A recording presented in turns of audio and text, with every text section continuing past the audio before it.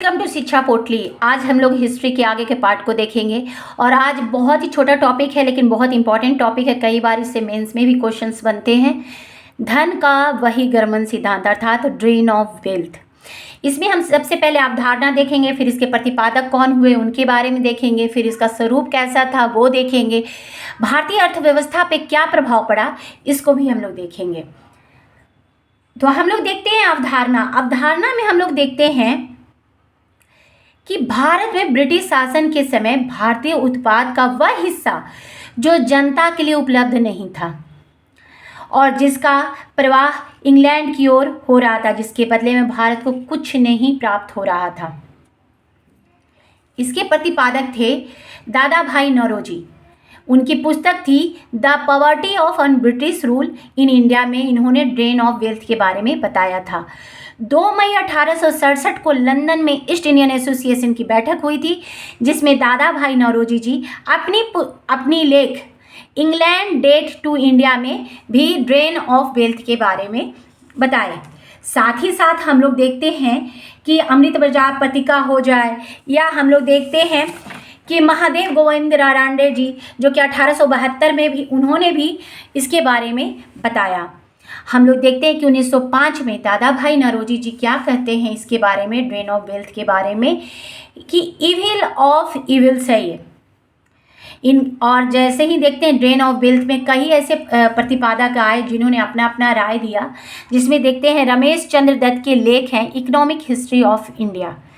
इसी के तहत हम लोग देखते हैं अमृत बाजार पत्रिका जो कि समाचार पत्र था, उसमें एक कहा अंग्रेजों को चेतावनी स्वरूप लिखा गया था कि ये नहीं जानते कि इस शैल क्रिया के परिणाम स्वरूप उनका रोगी किस किस शोचनीय दशा में पहुंच गया है।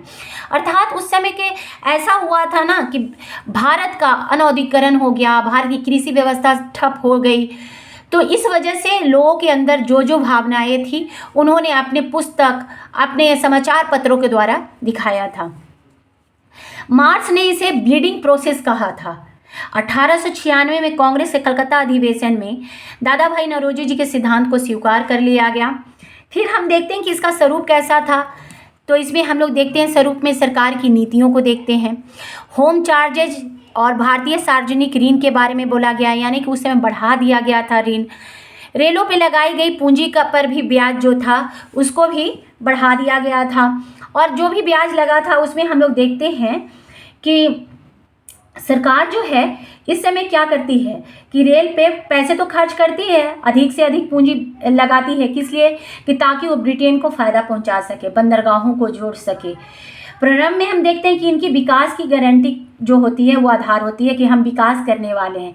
सरकार इस समय यह भी गारंटी देती है कि जो पूंजी है उनका वास्तविक लाभ जो है 5% से नीचे नहीं रहेगा और सरकार उसके शेष राशि जो होगी ना 5% इधर से लेगी और जो शेष राशि होगी वो सरकार वहन करेगी। लेकिन इस कार्य में हम देखते हैं कि रेलवे लाइन बिछाया जाता है जिसमें 30,000 पाउंड खर्च हो जाता है, जबकि इंग्लैंड से सिर्फ 9,000 पाउंड ही आता है। अब हम लोग सोचिए कि इतनी चीज़ें होने के बाद ये सारे खर्च कहाँ से आ रहे थे, तो भारतीयों पे खर्च का प्रभाव बढ़ रहा था। फिर हम लोग देखते हैं कि भारत को दी गई सैनिक और सामग्री की लागत जो भी है उसका भी खर्च भारतीयों से ही। भारत के कारण इंग्लैंड में दिए जाने में नागरिक और सैनिक शुल्क जितनी चीज़ें थी, जो सचिव वगैरह थे, सबका व्यय भारत पे ही आ रहा था। हम देखते हैं कि भारत सरकार द्वारा यूरोपीय अफसरों को दिया जाने वाला भत्ते, पेंशन सब यहीं से दिया जाता था, जिसका काफ़ी प्रभाव पड़ा भारतीय अर्थव्यवस्था पे। भारतीय अर्थव्यवस्था पे हम लोग देखते हैं कि सबसे पहले होता है अनऔद्योगिकरण। अनऔद्योगिकरण में क्या होता है कि भारतीय हस्तशिल्प का जो उद्योग है वो ह्रास हो जाता है। क्यों?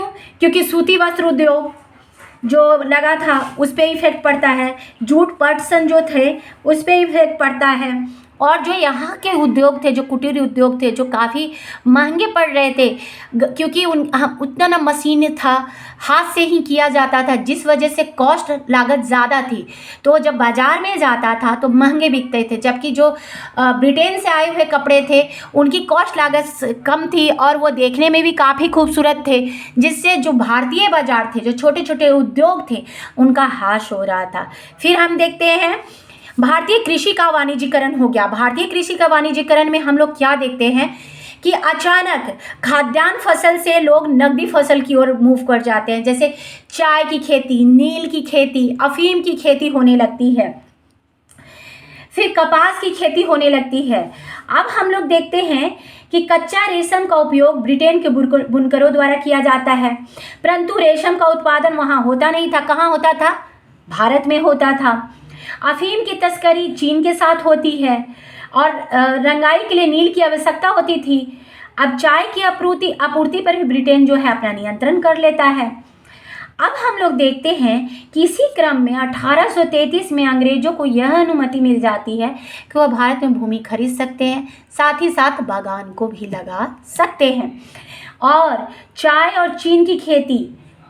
और चीन के साथ व्यापार पे भी एकाधिकार ब्रिटेन को मिल जाता है, जिससे भी यहाँ वाणिज्यीकरण काफ़ी तेज़ी से होता है, जिससे हम देखते हैं किसानों को बहुत ज़्यादा हानि होती है। ग्रामीण ऋणग्रस्तता में बहुत वृद्धि होती है, क्योंकि गरीब किसान क्या करेंगे, कैसी तरह से चलाने के लिए तो ऋण लेंगे ही। गरीबी में काफ़ी वृद्धि हो जाती है।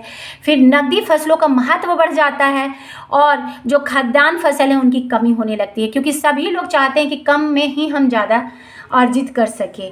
इस वजह से भारतीय अर्थव्यवस्था का ग्रामीणीकरण होने लगता है। जो विकास उस स्तर पे होना चाहिए वह हो नहीं पाता।